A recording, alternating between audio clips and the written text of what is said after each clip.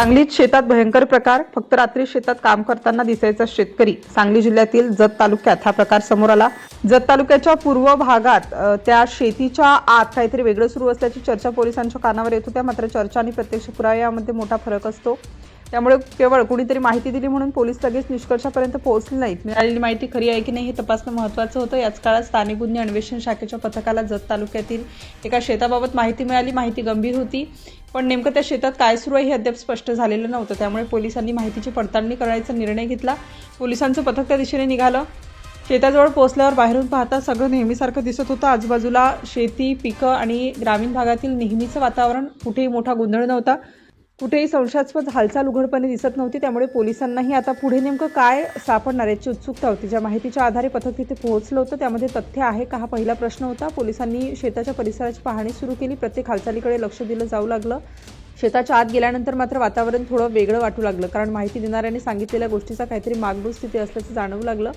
शेतात ऊसाचं पीक होतं. ऊसाची वाढ झाल्यामुळे आतला भाग बाहेरून सहज दिसत नव्हता. अशा दाट पिकामध्ये एखादी गोष्ट लपली असेल तर बाहेरून तिचा अंदाज येणं सहज शक्य नसतं.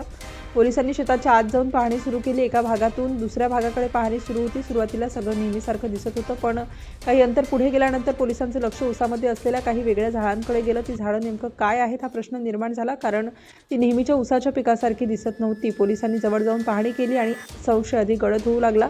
आता पोलिसांना समजून घ्यायचं होतं की ही झाडं नेमकी कोणती झाडं आहेत आणि ती या शेतात का आहेत. केवळ दिसायला वेगळी आहेत म्हणून लगेच निष्कर्ष काढता येत नव्हता. त्यामुळे अधिक काळजीपूर्वक पाहणी करण्यात आली. शेताच्या एका भागातच नव्हे तर वेगवेगळ्या ठिकाणीही अशी झाडं दिसत आहेत का याची पाहणी सुरू झाली.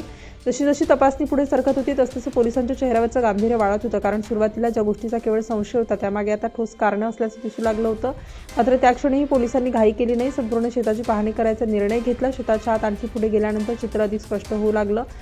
ही काही एक दुसरी वेगळी झाडं नव्हती. शेतातल्या पिकाच्या आड अशी झाडांची लागवड करण्यात आली असल्याचं लक्षात येऊ लागलं. म्हणजे बाहेरून एखादं साधं शेतीचं पीक दिसत असताना त्याच्या आत दुसराच प्रकार सुरू होता. पोलिसांनी पंचासमक्ष पाहणी सुरू केली. प्रत्येक झाडाची नोंद होऊ लागली. एकामागून एक झाडं समोर येत होती.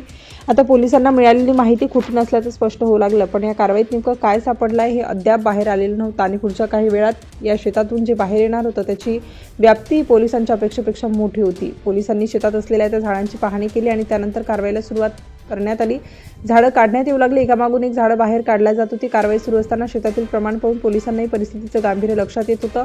एवढ्या मोठ्या प्रमाणावर ही लागवड केली गेली असेल तर अचानक झालेली नसावी असा प्रश्न निर्माण झाला. या सगळ्या प्रकारची माहिती शेतमालकाला होती का? हा प्रकार किती दिवसांपासून सुरू होता आणि या लागवडीमागे आणखी कुणाचा सहभाग होता का? या प्रश्नांची उत्तरं आता या तपासातून शोधायची होती. मात्र पोलिसांच्या हातात आता महत्त्वाचा पुरावा होता. कारवाई सुरू असताना पोलिसांना संबंधित शेतमालकाला ताब्यात घेतलं.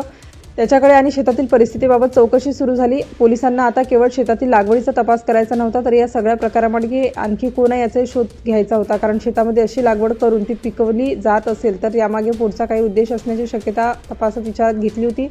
हा माल कुठे जाणार होता, कोणाला विकला जाणार होता, यामध्ये आणखी कोणाचा संबंध आहे का, असे अनेक प्रश्न तपास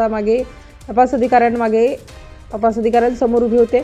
आता या प्रकरणातील एक महत्त्वाचा धागा पुन्हा समोर येतो. पोलिसांना माहिती मिळाली तरी त्यांनी थेट शेतात जाऊन कारवाई केली नाही, तर त्याआधी माहितीची खातरजमा केली. कारण जत तालुक्यातील या भागात अशा प्रकारच्या बेकायदेशीर लागवडीच्या घटना यापूर्वीही अनेकदा चर्चेत आलेल्या होत्या, पण आता खरी गोष्ट समोर येण्याची वेळ होती. पोलिसांनी शेतातील झाडं एकत्र केली आणि त्यांचं वजन केलं. सुरुवातीला हा आकडा किती असेल याचा अंदाज कुणालाही आला नाही, मात्र वजन केल्यानंतर तो आकडा आला आणि पोलिसांचं लक्ष त्या आकड्याकडे गेलं.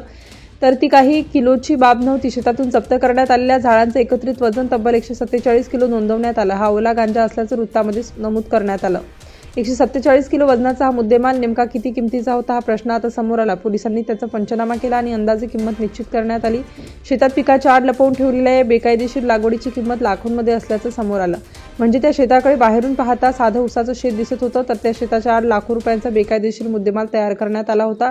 संबंधित शेतमालकाला यामुळे अटक करण्यात आली असून पुढील तपासासाठी त्याला जत पोलिसांच्या ताब्यात देण्यात आला.